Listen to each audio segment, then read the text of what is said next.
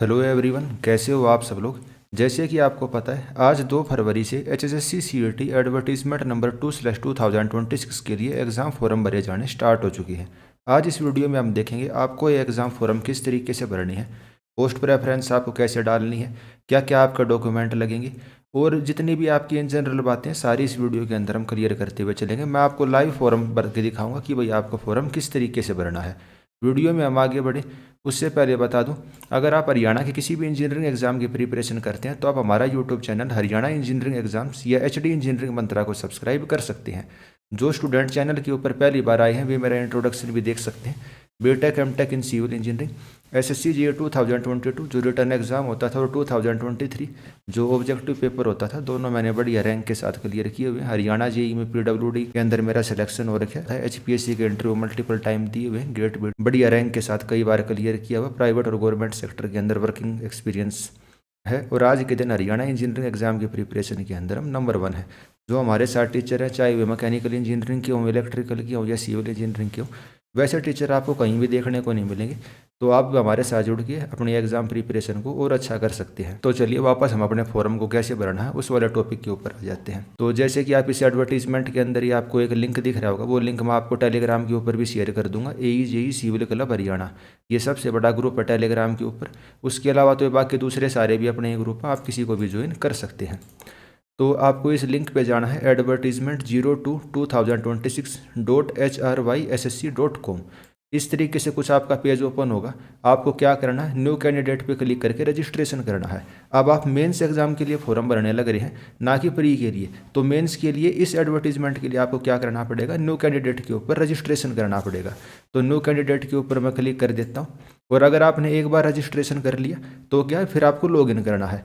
तो इसमें यही लिख रखा है केवल CET पास उम्मीदवार ही इस फॉर्म को भर सकते हैं। और बाकी सारी जनरल सी इन्फॉर्मेशन है, आपको कोई फीस नहीं भरनी। और भाई सारे डॉक्यूमेंट अपने साथ आप प्रॉपर रखिए ताकि ज़्यादा टाइम ना लगे फॉर्म भरने में। कौन कौन से डॉक्यूमेंट लगने हैं आपके, वो भी मैं एक बार आपको फटाफट दिखाई देता हूँ। जो जनरल कैटेगरी वाले स्टूडेंट हैं उनके तो कोई खास डॉक्यूमेंट लगने नहीं है, ठीक है। उनको डोमिसाइल भी नहीं देना, भाई आपको डोमिसाइल देने की कोई ज़रूरत नहीं है अगर आप हरियाणा के जनरल कैटेगरी के कैंडिडेट थे। अब जैसे मैं फॉर्म भरता हूँ, मैंने तो बनवा लिया था 2016 के टाइम बनवाया था डोमिसाइल सर्टिफिकेट। आपको पता है 2016 में क्या हुआ था। तो उम्मीद जगी थी कि भाई हम भी डोमिसाइल सर्टिफिकेट लगाया करेंगे, लेकिन फिर बाद में कुछ हुआ नहीं उस चीज़ के ऊपर। बाकी आप ये देख सकते हो, वो एक अदर चीज़ हो जाएगी। आपको अंडरटेकिंग देनी है एनेक्सर 9, जो इसी भाई PDF के अंदर आपको मिल जाएगा। टेलीग्राम पे भी हम शेयर कर देंगे। आधार कार्ड की कॉपी देनी है, आपके सिग्नेचर, आपकी कलर्ड फोटोग्राफ। और फोटोग्राफ आपकी क्या होनी चाहिए, वाइट बैकग्राउंड के अंदर, और क्लियरली आपका नेम और डेट उसके अंदर मेंशन होनी चाहिए। अब बहुत सारे कैंडिडेट को इस चीज़ में भी दिक्कत आती है कि भाई हम स्पेसिफिक फॉर्मेट के अंदर इतने इतने पिक्सल के अंदर कैसे बनाएं। तो उसका भी मैं आपको बहुत अच्छा उपाय बताऊंगा। और वैसे जिन्होंने पुरानी वीडियो देखी है उनको पता ही है भाई किस तरीके से आप ये कर सकते हो। आपको किसी भी फर्जी वेबसाइट के ऊपर जाने की जरूरत नहीं, बहुत अच्छा तरीका मैं आपको समझा दूंगा। आप फ्यूचर में अपने डिज़ाइनिंग भी कर सकते हो उस तरीके से। और अपनी एजुकेशन क्वालिफिकेशन आपको अब अपलोड करनी है। प्री के टाइम तो केवल आपसे 12th की डिटेल मांगी थी, अब आपके जो सर्टिफिकेट है, डिप्लोमा है, डिग्री है, वे सारी आपको अब अपलोड करनी है। जो दूसरी कैटेगरी के बच्चे हैं उनको क्या देना है, उनका एक तो डोमिसाइल सर्टिफिकेट एक्स्ट्रा ऐड हो जाएगा, हरियाणा बोनाफाइड रेजिडेंशियल सर्टिफिकेट। और एक जो उनका जो भी सर्टिफिकेट है भाई कैटेगरी वाला, वो उनको देना पड़ेगा। तो चलिए अब हम वापस बढ़ते हैं। भाई हमने इंस्ट्रक्शन वगैरह पढ़ लिए, प्रोसीड करते हैं। अब आपको यहाँ पे अपना CET का रजिस्ट्रेशन नंबर लिखना है और चेक रजिस्ट्रेशन डिटेल पे क्लिक करना है। तो मैं यहाँ पे अपना रजिस्ट्रेशन नंबर लिखता हूँ और मेरी फिर सारी डिटेल आ जाएंगी कि भैया आपने CET पास कर रखा है कि नहीं कर रखा है। कुल मिला के इसका पर्पज़ ये है, अगर आपने CET पास नहीं कर रखा है तो आप इसके अंदर आगे प्रोसीड नहीं कर सकते। तो मैं यहाँ पे अपना रजिस्ट्रेशन नंबर लिखता हूँ। और मेरा तो रजिस्ट्रेशन नंबर भैया आप सबको पता ही है, ऐसी कोई छुपाने वाली बात इस चीज़ के अंदर है भी नहीं। तो यहाँ पर हम डिटेल चेक करेंगे। तो इस तरीके से सारी की सारी डिटेल आ गई भाई। ईमेल ID ये है, फ़ोन नंबर आपका ये है, और हमने आपके मोबाइल पे और उस पर OTP भेजा है, ठीक है। मतलब भेजेंगे और आपको OTP लिखना है। ऐसे नहीं कि कोई भी किसी की ID लॉगिन कर सकता, OTP से लॉगिन होगा तभी आप उसके अंदर लॉगिन कर सकते हो। और पिछली बार मेरा, जैसे मैंने आपको इंट्रोडक्शन के अंदर बताया, हरियाणा JEE के अंदर सिलेक्शन हो रखा है। टॉप रैंक थी मेरी, PWD डिपार्टमेंट मेरे को मिला था, 10th रैंक थी। तो क्लियरली मैं आपको बता ही देता हूँ।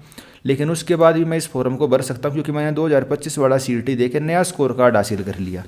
अब आप कहोगे सर आपको क्या ज़रूरत थी, आपने तो पिछले वाली जॉब भी ज्वाइन नहीं करी। ये आप टेलीग्राम के ऊपर भी देख सकते हो भाई, हरियाणा PWD की सीनियरिटी लिस्ट है जो बिल्कुल लेटेस्ट है। इसके अंदर जो 2024 वाला बैच है उसके अंदर देखिए बिल्कुल स्टार्टिंग में 10वें नंबर पर अपना नाम है, सारी डिटेल इसमें दी हुई हैं भाई, रिटायरमेंट की डेट और ये डेट ऑफ बर्थ हो गई। हमने डायरेक्ट सिलेक्शन लिया था लेकिन हमने इसमें ज्वाइन ही नहीं करा, या फिर कैंडिडेचर कैंसिल क्यों हो गया, क्योंकि मैंने इनको लिख के दे दिया था 3-4 महीने तक तो अपना कम्युनिकेशन हुआ इनके साथ कि भैया ऐसे ऐसे है, ज्वाइन कर लो कर लो। तो जो भी होता है 6 महीने का टाइम होता है। फिर मैंने आखिरी में जाके इनको ये लेटर लिख के दे दिया कि सर छोड़ो, आप किसी और को मेरी जगह सिलेक्शन दे देना। और फिर इन्होंने कैंडिडेचर कैंसिल का HSSC को फिर तब लेटर भेजा। ठीक है, अगर आपका सिलेक्शन के अंदर नाम आ जाता है यानी कि रिजल्ट की PDF में आपका नाम है तो आपका कैंडिडेचर कैंसिल नहीं होगा। आपका कैंडिडेचर कैंसिल कब होगा, या तो आपने ज्वाइन कर लिया यानी कि जो आपका CET का रजिस्ट्रेशन नंबर है या स्कोर कार्ड है वो इनवैलिड हो जाएगा, या फिर जैसे मैंने इनको लिख के दे दिया था कि जी मेरे को ज्वाइन नहीं करना है, तो इन्होंने क्या कर दिया, नोट ज्वाइन करके कर दिया। तो टेलीग्राम के ऊपर आपके साथ ये चीज़ भी शेयर करी हुई थी, तो अच्छा लगता है ये चीज़ देख के भी भाई। लिस्ट में नाम है जिस चीज़ के लिए स्टूडेंट इतना प्रिपरेशन कर रहे हैं कि भाई ड्राफ्ट्समैन का फॉर्म भरे कि नहीं भरे, जो पंचायत में लगे हुए हैं या भाई और PWD के लिए फॉर्म भरना चाहते हैं और हम उस वाली लिस्टों के अंदर अपने नाम के आगे नोट ज्वाइन, तो भाई बाकी चलो वो सही डिसीजन था या गलत डिसीजन था वो तो समय बताएगा, लेकिन एक जनरल सी बात थी, चलो भाई आपके साथ शेयर कर दी। तो हम यहाँ भी हम सेंड OTP पे क्लिक करेंगे तो मेरे फ़ोन पे और ईमेल ID पे OTP आएगा, तो वो मैं दिखा देता हूँ आपको। अब यहाँ पे मेरे को क्या करना है, OTP लिखना है, फिर यहाँ मेरे को पासवर्ड बनाना है और फिर यहाँ पे अपना पासवर्ड कन्फर्म करना और मैं यहाँ पे सबमिट कर दूंगा, यानी कि नया पासवर्ड बनाना है। पिछली बार जो आपने पासवर्ड बना लिखा था उसको भी बनाते हुए चल सकते हो, ऐसी कोई ज़रूरत नहीं है हर बार नया नया पासवर्ड बनाओगे। तो यहाँ पे मैं OTP लिख लेता हूँ और ये सारी चीज़ें करके आपके दिखाता हूँ आगे क्या होता है। मेरे मोबाइल फ़ोन पे और ईमेल ID पे सेम ही OTP आया था, मैंने OTP लिख लिया, अपना पासवर्ड जो मैंने पिछली बार पासवर्ड बना रखा था ना सेम वही पासवर्ड कर लिया और सबमिट कर देता हूँ इसको, फिर दिखाता हूँ आगे क्या आता है। अब आप ये देखिए registration successful, please sign in, यानी अब मेरा रजिस्ट्रेशन सक्सेसफुल हो गया। अब मेरे को रजिस्ट्रेशन करने की ज़रूरत नहीं है, अब मैं हर बार क्या करूँगा, साइन इन करूँगा। तो यहाँ पे मैं क्या कर लेता हूँ, साइन इन कर लेता हूँ और मेरी पूरी डिटेल खुल जाएगी और फिर मैं इसके लिए फॉर्म भर सकता हूँ। आप ये देख सकते हैं भाई मेरा डैशबोर्ड खुल गया, ये रजिस्ट्रेशन नंबर है। अब इसमें छुपाने की कोई चीज़ है नहीं, पिछली बार भी भाई पब्लिक में लीक हो ही गया था, तो इसको छुपाना क्या, इसको ऐसे ही पड़ा रहने देते हैं। और अब यहाँ देखिए एक्शन के अंदर व्यू माइलस्टोन, अब इसके अंदर मेरे को अप्लाई करना पड़ेगा एडवर्टीजमेंट 2/2026। जो 3 नंबर वाली एडवर्टीजमेंट थी उसका आपको पता ही है भाई, ये चेयरमैन साहब ने ये कह दिया कि भाई उसके फॉर्म 6 तारीख से भरे जाने चालू होंगे, तो अभी केवल 2 नंबर वाली चालू हुई है तो मैं इसके लिए फॉर्म भर सकता हूँ। ठीक है, 2026 में निकली है।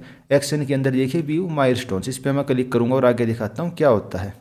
एंड डेट भी आप देख सकते हो 15 फरवरी लास्ट डेट है, तो स्टूडेंट इसको टाइम से ही भर लेना, ज़्यादा इसका वेट मत करना कि भाई हम लास्ट डेट के आसपास भरेंगे।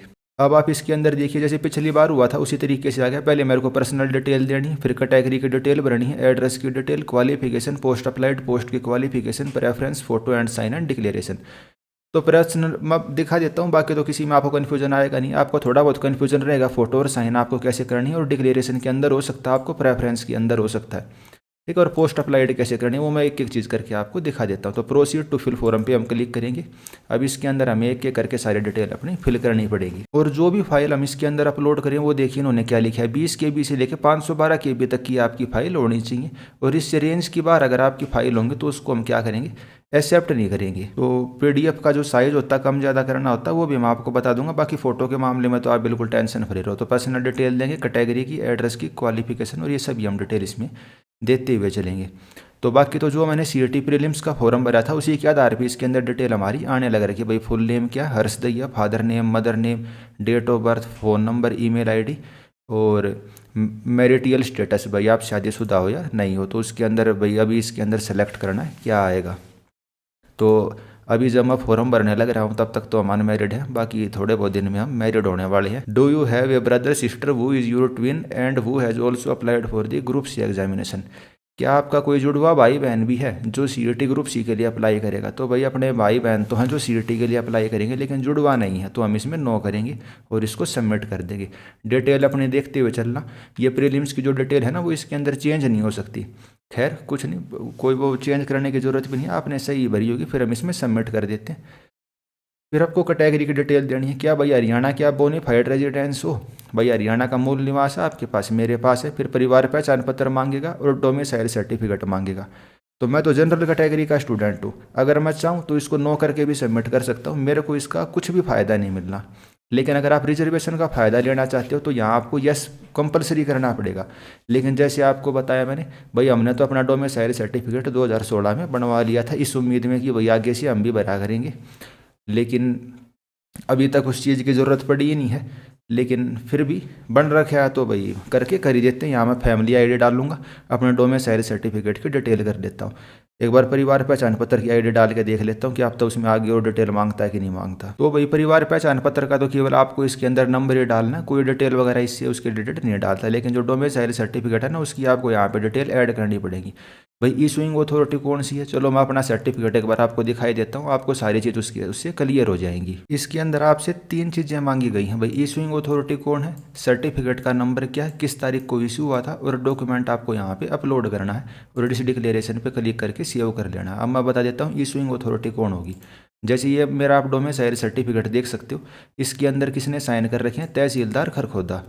तो भाई मैं इशूइंग अथॉरिटी में क्या लिखूंगा, नायब तहसीलदार खरखोदा लिखूंगा। सर्टिफिकेट का नंबर क्या है, जो नीचे यहाँ पे 3 चीज़ें लिखी हुई है ना भाई, नंबर क्या है, डेट क्या है, प्लेस क्या है। तो नंबर ये मेरा सर्टिफिकेट का नंबर हो गया, ये इस तारीख को बनवाया था मैंने और खरखोदे में बनवाया था, ठीक है।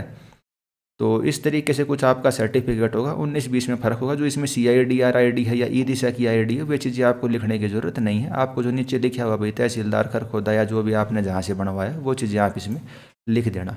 अब मैं इसमें चीज़ें लिख के आगे क्या कर देता हूँ, सेव चेंज कर देता हूँ। मैं जनरल से फॉर्म भर रहा हूँ तो मेरे को तो कोई फ़ायदा होना नहीं, लेकिन बनवा रखा है तो भर देते हैं। तो भाई जब मैंने डोमिसाइल सर्टिफिकेट अपना अपलोड कर दिया, कुछ इस तरीके से डिटेल इसके अंदर आ जाती है। भाई सारी की सारी हमारी अपलोड होगी। PPV का नंबर लिख देता हूँ, फिर आगे दिखाता हूँ कास्ट कैटेगरी वगैरह आपको कैसे करनी है। अब कास्ट कैटेगरी के अंदर आपको सेलेक्ट करना, भाई आप जनरल से हो, SC से हो, DSC से हो, BCA से हो या EWS से हो। अब देखो, अगर आप दूसरे स्टेट से भर रहे होगे तब तो आपको कोई ऑप्शन ये मिलना ही नहीं है, आपको केवल जनरल का ही ऑप्शन मिलेगा। लेकिन अब जैसे मैं हरियाणा से भरने लग रहा हूँ और मैंने प्रीलिम्स का एग्जाम दिया जनरल कैटेगरी से, तो कई बच्चों का ये डाउट है कि सर प्री के टाइम मेरा सर्टिफिकेट नहीं बना था, तो क्या मैं अपना सर्टिफिकेट चेंज करवा सकता हूँ। तो मैं DSC सेलेक्ट करके आपको दिखाता हूँ।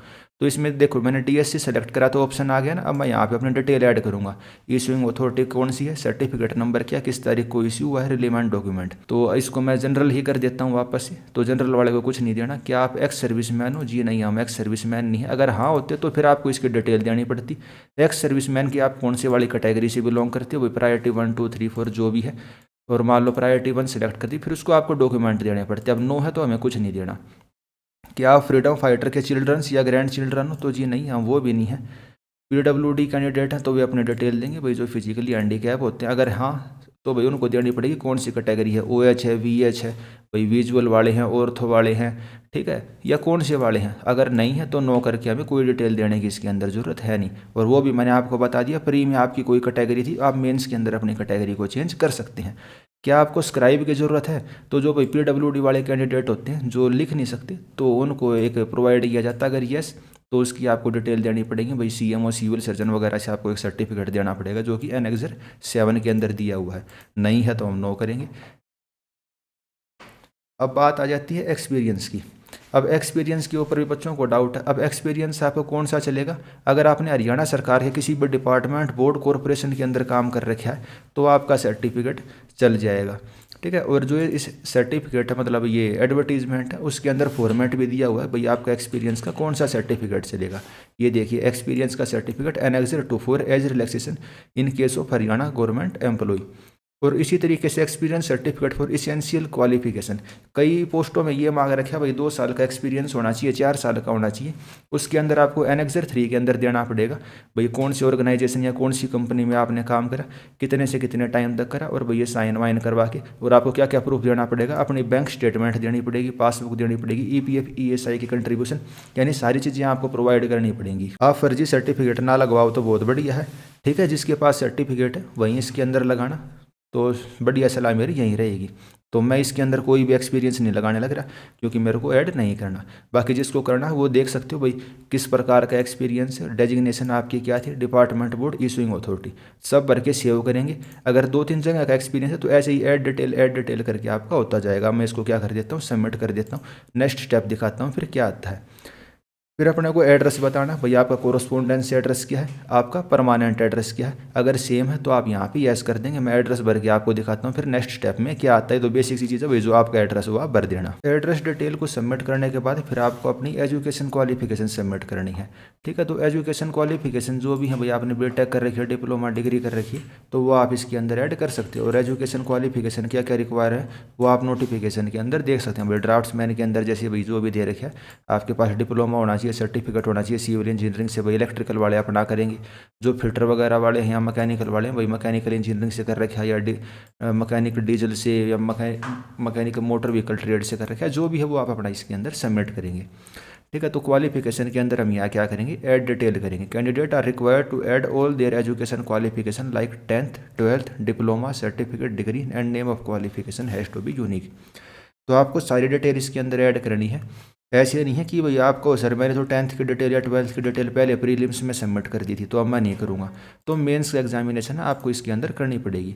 अब नेम ऑफ क्वालिफिकेशन आपकी क्या है, तो या तो आप इसके अंदर 10th लिख दो या भाई इसके अंदर आप मैट्रिकुलेशन लिख दो। तो मैंने 10th लिख दिया। कौन कौन से सब्जेक्ट थे, तो नॉर्मल जो अपने 10th में सब्जेक्ट होते हैं कौन से होते हैं, हिंदी होती है, इंग्लिश होती है, और मैथ होता है, सोशल साइंस होती है, साइंस होती है और फिजिकल एजुकेशन होती है। यानी वैसे तो 5 ही सब्जेक्ट आप लिखना, 6 लिखना चाहो 6 भी लिख सकते हो। कौन से बोर्ड से करा, बाकी इसके अंदर ड्रॉप डाउन का ऑप्शन नहीं है, तो भाई board of school education of Haryana. ठीक है, जो हरियाणा बोर्ड वाले ये कर देंगे, सीबीएसई वाले सीबीएसई लिख देंगे। कौन से साल आपने पूरी करी, तो जिस भी साल आपने पूरी करी, ठीक है, वो लिख देना। आपका जो रोल नंबर था वो लिखोगे, सर्टिफिकेट नंबर लिखोगे, किस तारीख को इशू हुआ वो लिखोगे, और मैक्सिमम मार्क्स या सीजीपीए कितनी। सीजीपीए वाले कैसे करेंगे भाई, किसी के 10 सीजीपीए थी और आ गई उसकी 9, वे ऐसे कर देंगे। किसी के नंबर हैं वे कैसे क्या करेंगे, भाई नंबर मेरे 100 थे और मेरे आ गए कितने, मेरे आ गए 99 आ गए। ठीक है, तो ये दिखाने के लिए इतने नंबर अपने नहीं थे भाई, पहले ही बता देते हैं। तो फिर आपको डॉक्यूमेंट अपलोड करना भाई 10th का 12th का, और फिर जो भी आपने सर्टिफिकेट कर रखा है, डिप्लोमा कर रखा है तो आप डिप्लोमा करेंगे, आईटीआई वाले आईटीआई करेंगे, बीटेक वाले बीटेक, एमटेक वाले एमटेक, सारे सर्टिफिकेट आपके यहाँ पे अपलोड होने चाहिए। डिक्लेरेशन पे क्लिक करेंगे और सबमिट कर देंगे। अब मैं एक एक करके कर लेता हूँ, भैया आपका टाइम वेस्ट होगा, वीडियो अगर चालू रहती रहेगी तो मैं सारे सर्टिफिकेट ऐड करके दिखा देता हूँ कैसे दिखेगा। बाकी जब मैं फॉर्म भरने लग रहा था ना, तो इसके अंदर जो पीडीएफ है मैक्सिमम साइज 500 KB तक ही हो सकती है। तो इसके अंदर मेरे को क्या करना पड़ेगा, पीडीएफ का साइज रिड्यूस करना पड़ेगा। उसके लिए फिर जैसे आई लव पीडीएफ वाली वेबसाइट है उससे आप कर सकते हो। तो 10th 12th की मैंने कर ली भाई, 159 KB हो गई, 10th वाले 260 KB की हो गई। अब ये मैं ग्रेड सर्टिफिकेट कर लेता हूँ बीटेक का, इसको मैं ऐसे डाउनलोड करके रख लेंगे। चलो मैं भर लेता हूँ, फिर आप आखिरी में दिखाता हूँ कैसे क्या आता है। ठीक है, यहाँ से मैं डॉक्यूमेंट यहाँ पे अपलोड करता हूँ। 10th की मार्कशीट कंप्रेस करके 260 KB इसका साइज़ हो गया, इसको हम यहाँ पे सबमिट कर देंगे। किस तारीख को, चलो और डिटेल भरता हूँ, पोज आप वीडियो में आगे बढ़ सकते हैं तब तक। अच्छा एक चीज़ और, अब इसके अंदर मैं जैसे सीजीपीए की डिटेल डालने लग रहा था ना, तो 10th 12th के अंदर तो चलो 10 में से 9 सीजीपीए 8 सीजीपीए कुछ ऐसे आता है, लेकिन बीटेक में आपकी सीजीपीए कैसी आती है, मान लो आपकी सीजीपीए 9.99, तो पॉइंट का इसने कहीं ऑप्शन ही नहीं दे रखा। तो मैं अब इसके अंदर क्या करूँगा, जैसे मैं मार्क्स अपने डालता था ना पहले, आपको बता रखें कि भाई सीजीपीए को मार्क्स में कन्वर्ट करके, वैसे ये करूँगा। अब जैसे उदाहरण के तौर पर किसी स्टूडेंट की है 9 CGPA और वहाँ पे उनके कॉलेज के अंदर कन्वर्जन का फॉर्मूला है 9, तो 9 × 9 81, तो वो क्या कर सकता है 100 लिख के मैक्सिमम मार्क 81 भी कर सकता है या 8100 इस तरीके से भी कर सकता है। तो मैं ऐसे ही करता हूँ भाई, मेरा डेसिमल में तो मैं इसके अंदर कर देता हूँ भाई 8.88 कुछ CGP है अपने, तो उसको जब हम डेसिमल में कन्वर्ट करते हैं, 9 से मल्टीप्लिकेशन का हमारे कॉलेज में फॉर्मूला था, तो 79.944 कुछ, मतलब उस तरीके से हमारे नंबर आते हैं। तो इस तरीके से इसको मैं कर देता हूँ। ठीक है, आप समझ गए होंगे कैसे आपको कन्वर्ट करना है, जिन बच्चों को डाउट है उनके लिए। तो इसको हम सेव कर देते हैं, कुछ इस तरीके से आपका ओपन हो जाएगा। भाई आप देख सकते हैं, पहले मैंने 10th की डिटेल डाली, फिर 12th की डाली, फिर बीटेक की डाली। 10th में Hindi, English, math, social science जो भी आपके सब्जेक्ट थे भाई, जिस भी बोर्ड से करा, जब भी करा है, सर्टिफिकेट नंबर और अपना डॉक्यूमेंट यह मैंने अपलोड कर दिया। फिर मैंने 12th की भाई नॉन मेडिकल थी, फिजिक्स केमिस्ट्री लिख दिया। वैसे तो इनको ड्रॉप डाउन का ऑप्शन देना चाहिए था, इस तरीके से अब एक एक बच्चे से उठवा रहे हैं। ठीक है, तो जो शॉर्ट लिस्टिंग होती है, जब कंप्यूटर शॉर्ट करता है, उसके अंदर थोड़ी दिक्कत आएगी। पिछली बार उन्होंने क्या करा था, मतलब टेबल की फॉर्म में शॉर्ट करके उठवाए हुए थे, अब हमें मैनुअली टाइप करने पड़ते, तो इस वजह थोड़ा हमारा भी टाइम ज़्यादा लगने लग रहा है और कमीशन को भी थोड़ी दिक्कत आएगी शॉर्ट करने के अंदर इनको। चलो खैर वो कमीशन का काम है, उससे हमें कोई मतलब नहीं। फिर बीटेक की डिटेल, बीटेक में मैंने आपको बता ही रखा भाई क्या करना है आपको। ठीक है, अपना ग्रेड सर्टिफिकेट आप अपलोड कर सकते हो, मैं वहीं करता हूँ, मैं अपनी डिग्री को अपलोड नहीं करता हूँ अगर ये डिग्री ना मांगे तब तक। अगर अलग से ये मेंशन करे कि भाई आपकी डिग्री चाहिए तभी मैं डिग्री अपलोड करता हूँ। और ऐसे ही मैंने 10th और 12th में भी किया। 10th की भी मैंने मार्कशीट अपलोड करी है, 12th की भी, इन दोनों की भी मैंने डिग्री अपलोड नहीं करी है, 10th 12th की भी। और ऐसे ही बीटेक का करा है। तो तीनों डिटेल आपको ऐड कर लेनी है। अगर आपके पास कोई डिप्लोमा है या जो भी आपके पास एक्सपीरियंस वगैरह, आप वो यहाँ पे भी ऐसे ही ऐड करेंगे, भाई कहाँ से मिला है, स्टार्ट डेट, एंड डेट, और ऐड करते करते ऐसे अलग अलग ऑप्शन आ जाएंगे। और फिर मैं यहाँ पे क्या कर देता हूँ, सबमिट कर देता हूँ। और बाकी एजुकेशन क्वालिफिकेशन आपको वैसे पता तो है ही। अब आपको होगा कि सर आपने इंट्रोडक्शन दिया तब तो कहा आपने बीटेक एमटेक भी करी हुई था, लेकिन आपने इसके अंदर ऐड क्यों नहीं करी? तो भाई उतनी ही डिटेल दो जितना मेरे को फॉर्म भरना है, ठीक है। मेरे को आपको फॉर्म भर के दिखाना, या कह सकते हो मैं फॉर्म भरने लग रहा हूँ बीटेक बेस पे, मैं इस फॉर्म को भरने लग रहा हूँ, तो मैं एमटेक की डिटेल देने की मेरे को ऐसी कोई ज़रूरत है नहीं। फिर आ जाता है आप किस किस पोस्ट के लिए अप्लाई करना चाहते हो।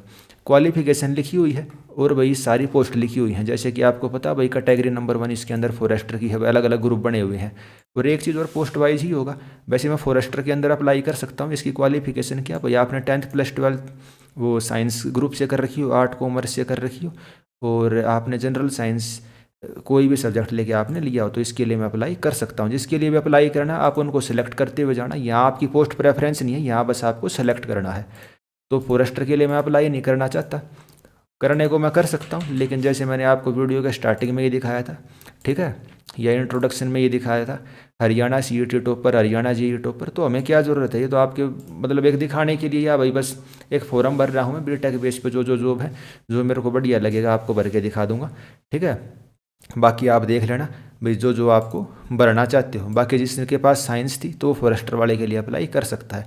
अब जो मेरे साथ मैक्सिमम बच्चे टेक्निकल वाले जुड़े हुए होंगे, जिन्होंने सिविल से, इलेक्ट्रिकल से, मैकेनिकल से कोर्स कर रखे हैं, वो इसके अंदर देख सकते हैं, ठीक है।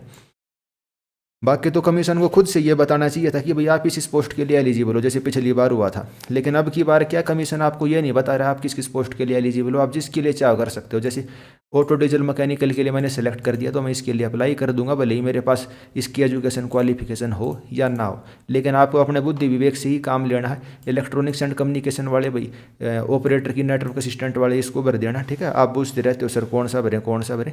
आप जेई इलेक्ट्रिकल के लिए एलिजिबल नहीं होते, कम्युनिकेशन वाले बच्चे, ईसीई वाले, इलेक्ट्रिकल एंड इलेक्ट्रॉनिक्स वाले बच्चे जेई के लिए एलिजिबल होते हो। आपका केवल यही वाला ग्रुप है ईसीई वालों का, तो इलेक्ट्रॉनिक्स एंड कम्युनिकेशन वाले इसको भर देना। बाकी वापस हम टॉपिक पे आ जाते हैं, सिविल के लिए बता देता हूँ, ठीक है। तो जिसने बीटेक कर रखी है तो क्या मांग रखा है, 3 साल का डिप्लोमा, तो मैं एलिजिबल हूँ भाई। यानी उससे बड़ी क्वालिफिकेशन बीटेक हो गई, उससे बड़ी एमटेक हो गई, उससे बड़ी पीएचडी हो गई। तो जिसके पास बीटेक की डिग्री है वो जहाँ भी डिप्लोमा लिखा हुआ या सर्टिफिकेट कोर्स लिखा हुआ उन सभी जगह के लिए अप्लाई कर सकता है। किसी के बहकावे में मत आना भाई हम केस कर रहे हैं, ये कर रहे हैं, कोई फलाना दिमकाना टीचर है, तो उसको आपको इग्नोर करना है। अगर आपने बीटेक करी हुई है तो आप इन सब के लिए एलिजिबल हो। ग्रुप नंबर 2 की आप सभी पोस्ट के लिए एलिजिबल हो जो बीटेक वाले बच्चे हैं, जिसमें एक्सपीरियंस मांग रखा है केवल उसको छोड़ गया, ठीक है। तो कैटेगरी नंबर 5 और पोस्ट वाइज ही होगा, ये आपको पता ही है। और पिछली बार भी हमने बहुत कोशिश करी थी ग्रुप वाइज करवाने के लिए, और अब की बार भी कोशिश तो कर ही रहे हैं, और कोशिश हमारी अभी ख़त्म भी नहीं हुई है। पिछले वाले के ऊपर भी केस चलने लग रहे हैं कि भाई किसी तरीके से ग्रुप वाइज हो जाए। जो सेलेक्टेड स्टूडेंट है उनको थोड़ा सा वैसे लगेगा कि भाई गलत है, लेकिन कोशिश हमारी यही है पोस्ट वाइज वो ग्रुप वाइज ही हो जाए। लेकिन अभी जो कमीशन ने एडवर्टीजमेंट निकाली है, जो चीज़ें होने लग रही हैं, पोस्ट वाइज ही होता हुआ दिख रहा है अब की बार भी। तो आप सभी भी अपने लेवल पे कोशिश कर सकते हो कि भाई किसी तरीके से ग्रुप वाइज हो जाए। फिर आ जाता है कैटेगरी नंबर 4, मैट्रिक कर रखी हो या डिप्लोमा इन सिविल ड्राफ्ट्समैन, इसको सेलेक्ट कर लेना। असिस्टेंट ड्राफ्ट्समैन को कर लेना, ठीक है। डिप्लोमा इन सिविल, यानी जहाँ भी डिप्लोमा इन सिविल है ना, या सर्टिफिकेट इन सिविल ड्राफ्ट्समैन है, वहाँ सभी के लिए बीटेक वाले एलिजिबल हैं। यानी जिसने बीटेक इन सिविल कर रखी है इसको आप सेलेक्ट करते हुए चलना। और फिर बात आ जाती है असिस्टेंट ड्राफ्ट्समैन, जो ग्रुप नंबर 10 है, उसमें आपसे क्या मांग रखे है, ऑटोकैड का सर्टिफिकेट। और इसके अंदर क्लियरली लिख रखी है जो भाई कैटेगरी नंबर 47 है और 49 है, इसके अंदर तो आपका जो नॉर्मल सर्टिफिकेट है वो भी चल जाएगा। लेकिन जो 48 नंबर कैटेगरी है ना, उसके अंदर आपको क्या चाहिए, स्पेशल ऑटोडेस्क का ही चाहिए। अगर आपके सर्टिफिकेट के अंदर ये लिखा हुआ ऑटोडेस्क ऑथराइज सेंटर का आपके पास सर्टिफिकेट है तो ही वो चलेगा। आप केवल 47 और 49 वाले के लिए अप्लाई करना, 48 वाले के लिए आप अप्लाई मत करना। तो इतनी समझदारी आपको दिखानी है, आप भाई पढ़े लिखे बच्चे हो। बाकी तो जिसके लिए भी अप्लाई कराना चाहते हो आप एक्स्ट्रा भी सिलेक्ट कर सकते हो। जैसे मैं चाहूँ तो इसको भी सिलेक्ट करके आगे अप्लाई कर सकता हूँ, लेकिन अपने को ऐसा क्यों करना है, तो ऐसे आपको सेलेक्ट कर लेना है। तो जो जो हम कर सकते थे भी हमने कर लिए। और हम क्या करेंगे आगे इसको सबमिट कर देंगे। सबमिट के बाद पोस्ट क्वालिफिकेशन हिंदी इंग्लिश के लिए यहाँ से मैं सेलेक्ट कर लेता हूँ। 10th की मार्कशीट वही जो 10th क्लास में वो थी। फिर ड्राफ्ट्समैन सिविल के लिए यहाँ से हम क्या करेंगे, मैट्रिकुलेशन के लिए 10th कर लेंगे और क्या बोलते हैं इसके लिए बीटेक कर लेंगे सेलेक्ट। ऐसे ही चलते हुए चलेंगे, ठीक है। फिर कैटेगरी नंबर 3 ड्राफ्ट्समैन, इसके लिए मैट्रिक के लिए 10th की डिटेल और इसके लिए बीटेक की डिटेल। फिर कैटेगरी नंबर 4 ड्राफ्ट्समैन के लिए 10th के लिए इसकी डिटेल और बीटेक के लिए डिप्लोमा इन ड्राफ्ट्समैन के लिए इसकी डिटेल हो जाएगी। कैटेगरी नंबर 5 के लिए फिर ऐसे ही मैट्रिक के लिए 10th की डिटेल और डिप्लोमा इन सिविल ड्राफ्ट्समैन के लिए बीटेक की डिटेल हो जाएगी हमारे पास। फिर आ गया जूनियर ड्राफ्ट्समैन, इसके अंदर ये मांगने लग रहा है भाई आपके पास आर्किटेक्चर की क्वालिफिकेशन है या सिविल की, तो जो हमारे पास तो सिविल की है, तो सिविल के लिए हमारे पास जो बीटेक की थी वो हमने यहाँ पे डिटेल लगा दी। एक्सपीरियंस हमारे पास है नहीं क्योंकि इसके अंदर साथ में एक्सपीरियंस मांग रखा था, तो क्योंकि इसने लिखा हुआ था कैटेगरी नंबर 12 में हम एक्सपीरियंस वाले को तवज्जो देंगे, तो इस वाले को भी आप रहने दे सकते हो। जहाँ भी एक्सपीरियंस वगैरह लिखा हुआ है ना तो उस वाले को आप छोड़ सकते हो। विथ 3 ईयर एक्सपीरियंस लिखा हुआ है ना तो इसको हम छोड़ देंगे। बाकी अभी के लिए हम इसको भरने लग रहे हैं, फिर आपको दिखाता हूँ आगे क्या होता है। मैट्रिक में 10th और सर्टिफिकेट इन सिविल के लिए हमने बीटेक की डिटेल दे दी। यहाँ हम 10th की डाल लेंगे और यहाँ अपनी जो भी आपकी ग्रेजुएशन है, डिप्लोमा है, सर्टिफिकेट है, उसकी डिटेल मांगेंगे। 2 year diploma course from a recognize institute, तो डिप्लोमा कोर्स आ गया तो हमने बीटेक के लिए हमने बीटेक यहाँ पे सेलेक्ट कर दी। कैटेगरी नंबर 16 के अंदर डिप्लोमा इन सिविल, तो यहाँ हम बीटेक की डिटेल करेंगे। अब ये कैटेगरी नंबर 16 सिविल वालों की है, कोई मैकेनिकल वाला इसको ना भरे तो मेरे तो आपको यहीं सलाह रहेगी। फिर डिक्लेरेशन, भाई मैंने अच्छे से इन्फॉर्मेशन दी है, सारी सही दी है, इसको हम सबमिट कर देते हैं। अब देखते हैं ये क्या कहता है आगे। अच्छा, जो यहाँ पे इक्विवेलेंट का मांगने लग रहा है ना, document providing equivalency of the above qualification, आपको शायद ये भरना पड़ेगा क्योंकि इसके बिना ये आगे बढ़ने नहीं लग रहा है। वो भी मैं आपको दिखा देता हूँ आप कैसे भर सकते हैं। अब देखिए जो आपका नोटिफिकेशन है ना उसके 36 और 37 नंबर पेज के अंदर आपको इक्विवेलेंट का वो दिया 22 फरवरी 2021 का हरियाणा सरकार के जनरल एडमिनिस्ट्रेटिव डिपार्टमेंट का नोटिफिकेशन है, equivalence of qualification for purpose of higher education. आपको क्या करना है, ये 36 और 37 नंबर पेज है ना, इसको आप अलग से प्रिंट करके रख लेना। अब जहाँ भी ये इक्विवेलेंट सर्टिफिकेट मांगने लग रहा है ना वहाँ हम इसको अपलोड करते हुए चलेंगे।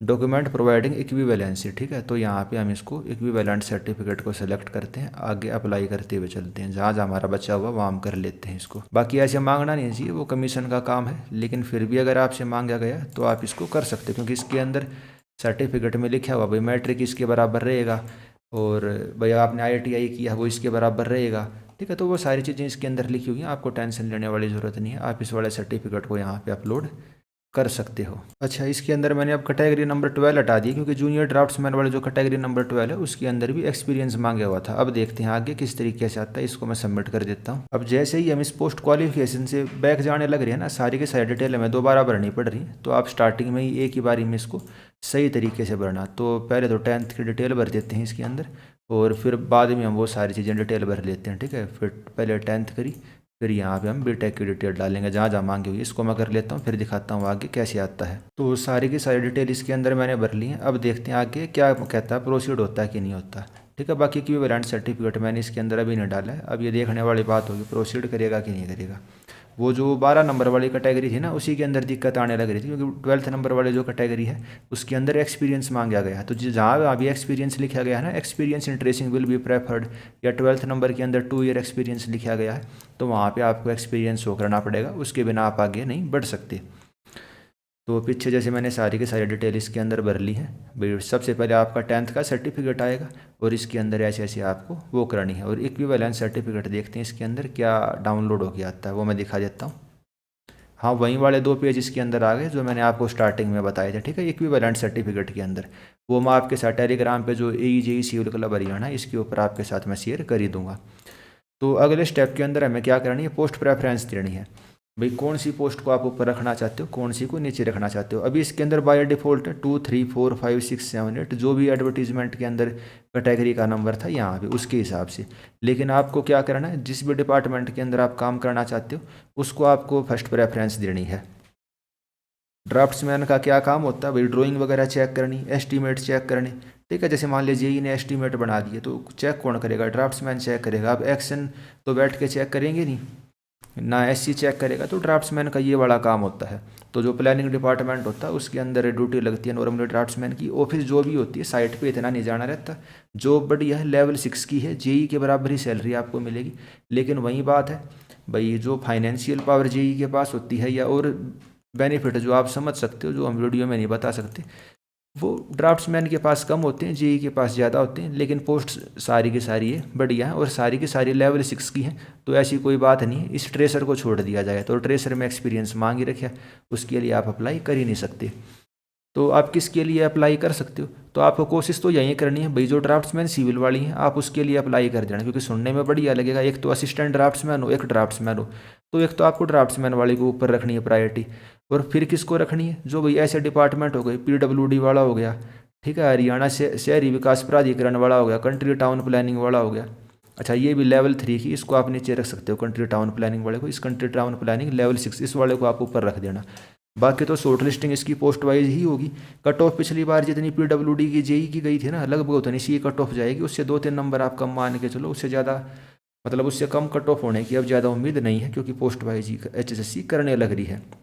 तो पोस्ट प्रेफरेंस मैं अपने हिसाब से भर लेता हूँ, फिर आप उसको देख सकते हो। आप उसको भी फॉलो कर सकते हो। और किसी टीचर की या आपका कोई दोस्त वगैरह डिपार्टमेंट में काम करता है, या आपकी जो बुद्धि और विवेक है उस हिसाब से भी आप इसको फॉलो कर सकते हो। ऐसे कोई ज़रूरी नहीं है कि आपको दूसरे की ही पोस्ट प्रेफरेंस फॉलो करनी है। होगा कैसे वो मैं आपको बता देता हूँ। ये अप डाउन का बटन है ना, इससे आप इसको अप डाउन लेके जा सकते हो। जैसे इसको मैं अप लेके जाऊँगा तो 3 नंबर वाला सबसे ऊपर आ गया। जैसे 5 नंबर वाली कैटेगरी है, इसको अप वाले पे क्लिक करके ऐसे ऐसे मैं ऊपर लेके जा सकता हूँ। या यहाँ से सीधा सेलेक्ट करके इसको मैं क्या करूँगा, मूव टू टॉप, ये इसकी प्रायोरिटी मैं सेट कर सकता हूँ, 2 नंबर की प्रायोरिटी। तो जो कैटेगरी नंबर 9 है वो हमारी दूसरे नंबर पे आ जाएगी। ऐसे आप पोस्ट प्रेफरेंस अपनी भर सकते हो। बाकी एक बार मैं भर लेता हूँ, फिर आपको दिखा देता हूँ मैंने क्या भरा है। एक जनरल आपके एग्जाम्पल के लिए दिखाने लग रहा हूँ, ऐसी कोई ज़रूरत नहीं है आपको वहीं फॉलो करने की ज़रूरत है, लेकिन आप चाहो तो उसको फॉलो कर सकते हो। अब इसके अंदर 13 नंबर कैटेगरी ट्रेसर की है, इसको सिलेक्ट करके हम क्या करेंगे, मूव टू बॉटम कर देंगे। ठीक है, क्योंकि 3 नंबर लेवल वाले से बढ़िया तो भाई लेवल 6 वाली है। केवल एक थी, वो हमने सबसे नीचे कर दी। अब बाकियों को देख लेते हैं हमें क्या करना है। मैं भर के दिखा देता हूँ, फिर आप उसको बस देख लेना आखिरी में। तो इसके अंदर आप पोस्ट प्रेफरेंस देख सकते हो भाई, मैंने कौन कौन सी पोस्ट प्रेफरेंस भरी है। भाई सबसे पहले पीडब्ल्यूडी वाला रखा है 10 नंबर वाला जो डिपार्टमेंट था, पीडब्ल्यूडी बी&आर। फिर भाई 15-14 कौन सा वाला था, अर्बन लोकल बॉडी और कंट्री टाउन प्लानिंग वाला था। उसके बाद 4, 6, 7, 8, 4 नंबर पे क्या था, चीफ इंजीनियर पंचायती राज। 6 पे ये HSBP वाले हो गए और 8 पे फिर ये इरीगेशन वाला हो गया। तो एक ये अंदाजे के लिए है, मैं ये नहीं कहने लग रहा भाई सभी को ये वाला ही भरना है। सभी अपने बुद्धि और विवेक के हिसाब से इसको अपने हिसाब से भरना। ये जस्ट एक रेफरेंस के लिए जो मेरे को ठीक लगा वो मैंने आपको यहाँ पे बता दिया। आप इसको पॉज करके देख सकते हैं भाई किस किस तरीके से मैंने यहाँ पे भरा है। 10, 15, 14, 4, 6, 7, 8, 11, 17, 2, 9, 3, 5, 16 और 13। तो इस तरीके से आप भी भर सकते हो। तो आगे हम इसको सबमिट कर देंगे। जो भी आपकी पोस्ट प्रेफरेंस थी, वो जो भी आपको ऑर्डर में लगानी है, कम ज़्यादा करनी है, कैसे करनी है, वो मैंने आपको बताई थी कैसे कैसे आप इसको कर सकते हो। अब अगला स्टेप हमारा क्या आएगा, फ़ोटो एंड साइन का आएगा और फिर हमें डिक्लेरेशन देनी पड़ेगी। जो आपकी फ़ोटो की विड्थ है 235 पिक्सल से लेकर 200 पिक्सल होनी चाहिए और सिग्नेचर आपका 65 से लेकर 200 पिक्सल होना चाहिए। साइज इसका 20 से लेकर 500 KB। अब मेरे पास कंप्यूटर में पहले से कोई फाइल होगी, मैं देख लेता हूँ, और नहीं होगी तो मैं आपको बता देता हूँ कैसे क्या आप इसके अंदर कर सकते हो। जैसे कि ये देखिए आप, फ़ोटो है ये 30 KB इसके अंदर साइज़ है। अब देखता हूँ ये इसके अंदर अपलोड होती है। देखो अपलोड हो गई, क्योंकि साइज़ इसका सही था। अभी हाल फिलहाल मैंने HPSC के कोई फॉर्म भरे थे, शायद उसके अंदर मैंने सेट करी थी फ़ोटो। अब मैं साइन वाला देख लेता हूँ, ये ब्लैक साइन वाला है। इसको चलो, ये तो 8 KB का है, ये तो नहीं हो पाएगा।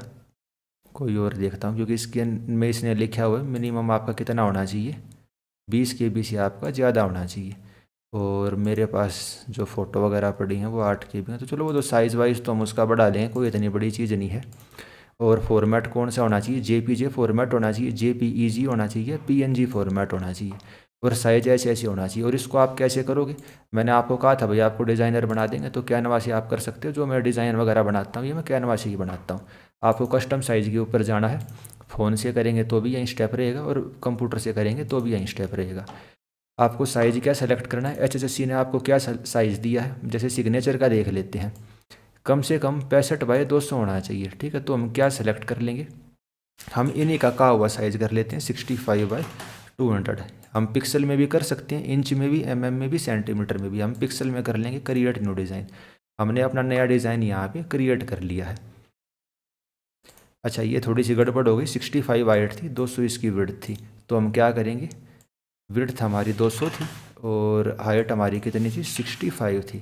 पिक्सल में क्रिएट न्यू डिज़ाइन, क्योंकि इसके अंदर तो ये लंबाई में आ गया ना, हमें चाहिए ऐसे चौड़ाई के अंदर चाहिए। हमारा ये चौड़ाई के अंदर आ गया। तो चलो डिज़ाइन वगैरह हो गए सारे के सारे, आपको इसको वो नहीं करना है। अब हम क्या करेंगे, जो भी आपके कंप्यूटर में फ़ोटो वगैरह होगी ना, साइन वगैरह पड़ा होगा, तो यहाँ से अपलोड करके आप नॉर्मली उसको वो कर सकते हैं। जैसे ये हमारे दूसरे डिज़ाइन वगैरह पड़े हैं इसके अंदर जो हम करते हैं, आपने थंबनेल वगैरह देखे होंगे वीडियो वगैरह के। तो खैर वो एक अलग चीज़ होगी। तो हम जैसे मैं साइन बनाने लग रहा हूँ, तो मैं साइन अपना डाउनलोड कर लूँगा और यहाँ पे इसके अंदर पेस्ट कर दूँगा, और जिस भी साइज़ में हमें करना होगा वो कर लेंगे। दिखा देता हूँ कैसे होगा। इस वाले पेज के ऊपर मैं अपने साइन लेके आ गया और इसको यहाँ से कंप्यूटर में थोड़ा करके इसका साइज़ में बढ़ा देता हूँ, ताकि हमारा ये पूरे के ऊपर आ जाए। ये हमारा साइन हो गया। अब हम क्या करेंगे, शेयर वाले ऑप्शन के ऊपर जाएंगे, डाउनलोड करेंगे। हमें क्या करना है, PNG, JPG, PDF, PDF print या जो भी करना, ये फ्री वाला वर्जन है। तो हम क्या कर लेंगे, PNG वाला कर लेंगे। PNG HSC अलाउड कराने लग रही है, या PNG कर सकते हो। तो इसको मैं क्या करूँगा, डाउनलोड करूँगा। ये हमारी PNG यहाँ पर डाउनलोड होने लग रही है और ये हो जाएगी। अब साइज़ कितना है इसका, 12 KB। अब इसका साइज़ हमारा कम रह गया, और इनको कितना साइज़ चाहिए, इनको कम से कम 20 KB का साइज़ चाहिए। तो वापस हम अपने डिज़ाइन के ऊपर आएंगे। तो हम क्या करेंगे, थोड़ा सा और बड़ा डिज़ाइन लेना पड़ेगा। 400/150 ले लेते हैं पिक्सल। ठीक है, अब तो ये जाना है, क्योंकि हमने पिक्सल और ज़्यादा बढ़ा लिए। यहाँ हमने साइन लिए इसके ऊपर, इसको यहाँ पे सेट किया, इसको थोड़ा बड़ा कर लेते हैं, और ये हमारा यहाँ पे हो गया। तो डिज़ाइन तो बनाना आप समझ ही गए होगे भाई, कैसे क्या डिज़ाइन बनता है। कैनवा के बस मैंने आपको शॉर्ट के अंदर एक्सपर्ट बना दिए। आए थे आप फॉर्म भरने के लिए, आपको डिज़ाइन बनाना भी मैंने यहाँ पे सिखा दिया। ये 35 KB की हो गई। अब इसको अपलोड करके देखते हैं ये अपलोड होती है कि नहीं, या साइज़ की कुछ दिक्कत बताता है। ये देखो, ये अपलोड हो गई ना। हमारी फ़ोटो हमने पहले कर ही ली थी, साइज़ उसका सही था। अब इसको हम सबमिट कर देते हैं। फ़ोटो हो गई। अब हमें डिक्लेरेशन सबमिट करनी पड़ेगी। इस तरीके से आपको सबमिट करना पड़ेगा। ये आपके सारी के सारी इसके अंदर डिटेल आ जाएंगी, आप इनको वेरीफाई कर सकते हो। यहाँ आपकी फ़ोटो, साइन वगैरह जो आपने अपलोड करी होंगी भी आ जाएंगी। वैसे तो इन्होंने फ़ोटो के ऊपर क्या लिखा हुआ था, फ़ोटो आपके क्या होनी चाहिए, उसके नीचे साइन होने चाहिए और नेम लिखा हुआ होना चाहिए। तो भाई फ़ोटो मैंने नॉर्मल वाली ही अपलोड करी है, तो मैं फ़ोटो को भी एडिट कर लूँगा। और एडिट कैसी होगी, वो कैनवा के ऊपर ही एडिट होगी। वो मैं आपको दिखा देता हूँ कैनवा पे आप फ़ोटो को कैसे कर सकते हो। इसमें लिखा है ना, latest scan colour photograph, white background, date mention होनी चाहिए और कैंडिडेट का नेम भी मेंशन होना चाहिए। तो जैसे कैनवा के ऊपर मैंने फ़ोटो का डिज़ाइन पहले बनाया था, जैसे ये वाला डिज़ाइन है मेरा फ़ोटो का।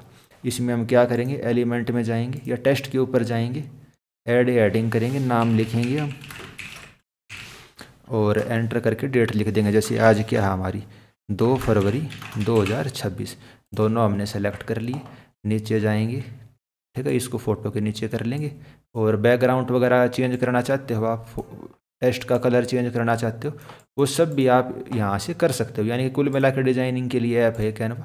फ़ॉन्ट का आप साइज़ कम करना चाहते हो, ऐसे फ़ॉन्ट का साइज़ भी आपका कम हो जाएगा। फ़ोटो को फिर मैं थोड़ा सा ऊपर ले जाता हूँ और नीचे फिर हम वो कर लेते हैं, इसको वाइट बैकग्राउंड करके लगा देते हैं। एलिमेंट में जाएंगे, रेक्टेंगल को सेलेक्ट करेंगे, रेक्टेंगल का कलर हम वाइट करेंगे। इसको हम नीचे लगा देते हैं ताकि ये जो हमने नाम वाम लिखा है ये क्लियरली आ जाए। आ गया ना सही, नाम आ गया, डेट वगैरह आ गई। इसका थोड़ा साइज़ कम कर लेते हैं। तो भाई डिज़ाइन के तो मेरे हिसाब से अब आप एक्सपर्ट बन गई होगी कैनवा के ऊपर। अगर आपको थंबनेल डिज़ाइन करना है या और कुछ भी करना है तो आप इजीली कर सकते हो। फ्री के अंदर बेस्ट वेबसाइट है और ऐसा कोई इसके अंदर फर्जी वाला काम होता भी नहीं। आपका भाई डाटा वगैरह लीक होगा या और कुछ होगा। ये हमने डाउनलोड कर ली PNG के अंदर। फ़ोटो के नीचे मेरा नाम नहीं आने लग रहा, तो उसको मैं एडिट कर लेता हूँ, फिर दिखाता हूँ कैसे होता है। नीचे देखिए यहाँ बैक का ऑप्शन है, मैं बैक जाऊँगा और इसके जो फ़ोटो है, फ़ोटो में एडिट का ऑप्शन है, चूज़ फाइल करूँगा। जो मैंने लेटेस्ट वाले डाउनलोड करी है इसको सेलेक्ट कर लिया, ठीक है, और सबमिट कर दूँगा। अब सबमिट करने के बाद देखना, अब जो मैंने नई फ़ोटो यहाँ पे अपलोड करी है वो आ जाएगी, जिसके नीचे मेरा नाम लिखा हुआ होगा और ये डेट लिखी हुई, क्योंकि इन्होंने ऐसे कहा हुआ है। तो कैनवा के अंदर आप कर सकते हो ऐसे। फलाने धमकाने किसी फर्जी वेबसाइट पे जाओगे, उससे कई गुना बढ़िया आप कैनवा से करो। देखो आ गया ना, नाम लिखा हुआ 2/2/2026 और ये साइन हो गई। ये मेरी बाकी डिटेल है। आपको सारी डिटेल आपकी अच्छे से देख लेनी है और उसके बाद क्या करना है, जो डिक्लेरेशन वगैरह है वे सबमिट करनी है, वो मैं दिखा देता हूँ अब कैसे होगी। आप इसके अंदर अपनी पोस्ट प्रेफरेंस वगैरह भी देख सकते हो भाई, जो जो आपने भरी है फर्स्ट पे कौन सी 10, 15, 14, 4, 6, 7 जो भी है वो आप कर सकते हो। आपको इसका प्रिंट आउट लेना है इस एप्लीकेशन का, ठीक है। और फिर क्या, please take a print out of this application form by clicking the print button below, नीचे प्रिंट बटन है, and submit the application after uploading the sign copy. इसकी आपको साइन कॉपी भी अपलोड करनी पड़ेगी। और ये एनेक्सर 9 जो इसके अंदर मैं आपको एनेक्सर 9 दिखाने लग रहा था, वो अंडरटेकिंग देनी पड़ेगी। तो यहाँ मैं सेलेक्ट करूँगा एनेक्सर 9। मैं हर्ष दैया, दिस एंड दिस, मैंने सारी चीज़ें पढ़ ली हैं और सारी की सारी इन्फॉर्मेशन सही है। 2 फरवरी 2026 इस तारीख को हम इस फॉर्म को भरने लग रहे हैं। इसको हम क्या करेंगे, प्रिंट करेंगे। प्रिंट लेके उसके ऊपर साइन करके तब हमें अपलोड करना, तब आपका फॉर्म ये कंप्लीट माना जाएगा, वरना ये फॉर्म आपका कंप्लीट नहीं माना जाएगा। पीडीएफ आपको अपलोड करनी है, मैक्सिमम फाइल साइज आपका 5 MB हो सकता है। तो इसको मैं प्रिंट करता हूँ। ऐसे पूरे का पूरा फॉर्म आपका भाई प्रिंट होके आ जाएगा। और फ्यूचर रेफरेंस के लिए भी आपको इसे सेव करके रखना है। इसको मैं सेव कर लूँगा, फिर उसको प्रिंट करूँगा, फिर उसके अंदर यहाँ पे लिखूँगा भाई सन ऑफ, भाई फादर नेम, रेजिडेंस जो मेरा एड्रेस है, और हर पेज पे मैं साइन करूँगा क्योंकि इसमें लिखा हुआ ना sign the form and submit the application. वैसे तो अगर आप लास्ट पेज पे भी साइन कर लेते हो उतना भी चल जाएगा। किसी बच्चे ने अगर नहीं करे और वो अपलोड कर दिया है तो इतनी टेंशन लेने वाली चीज़ नहीं है, लेकिन आपको कोशिश करनी है हर पेज पे अपने साइन करने हैं और फिर इसको अपलोड करना है। इसको मैं सेव कर लेता हूँ। किस नाम से सेव करें, इसको कर लेते हैं CET 2026 एडवर्टीजमेंट 0/2026। ये हमारा क्या है, एप्लीकेशन फॉर्म है, एप्लीकेशन फॉर्म। और इसको हम सेव करके रखेंगे, ठीक है। और एक हम साइन करने के बाद ये PDF बना के उसकी सेव करके रखेंगे, वो फ्यूचर में आपकी बहुत ज़्यादा काम आने वाली है। उसके बाद हम यहाँ पे चूज़ फाइल करेंगे, जो भी जैसे अभी तो मैं आपको बस दिखाने के लिए कर रहा हूँ। ये हमने सेलेक्ट करी और इसको क्या कर देंगे, सबमिट कर देंगे। यहाँ सबमिट करने के बाद आप ना तो कोई भी इसके अंदर इन्फॉर्मेशन को चेंज कर सकते हो, ना और कुछ कर सकते हो। और यहाँ सबमिट करने के बाद आपका फॉर्म क्या हो जाता है, फाइनली सबमिट हो जाता है। आपको कोई टेंशन लेने वाली बात नहीं। फिर आपको बस पढ़ाई करनी है, और पढ़ाई करने के लिए आपको बताई दिया हरियाणा इंजीनियरिंग एग्ज़ाम के अंदर आज के दिन नंबर 1 है। तो आप हमारे साथ जुड़ सकते हैं, अपनी एग्ज़ाम प्रिपरेशन को और अच्छा कर सकते हैं। वैसे तो AE सिविल क्लब हरियाणा सबसे बड़ा ग्रुप है। ड्राफ्ट्समैन के लिए अलग से ग्रुप भी है, वो मैं दिखा देता हूँ कौन सा ग्रुप है। HSC ड्राफ्ट्समैन 2026 1000+ मेंबर हैं। आप इस वाले को भी ज्वाइन कर सकते हैं। इस वीडियो में इतना ही रखते हैं भाई। फॉर्म कैसे भरना है उसके रिगार्डिंग जितने भी डाउट होंगे मेरे हिसाब से तो क्लियर हो गए होंगे, और इससे बढ़िया तरीके से आपको कोई नहीं समझा सकता, और आसानी से आप फॉर्म को इस वीडियो को देखने के बाद भर दोगे। तैयारी के रिगार्डिंग, पोस्ट प्रेफरेंस के रिगार्डिंग, फ़ोटो सिग्नेचर के रिगार्डिंग, या और जितने भी डाउट थे वे सारे भी मैंने आपके क्लियर कर दिए होंगे। तो इस वीडियो में इतना ही रखते हैं। आपके आने वाले एग्जाम्स के लिए मेरी तरफ से बेस्ट ऑफ लक। इस वीडियो में इतना ही, धन्यवाद।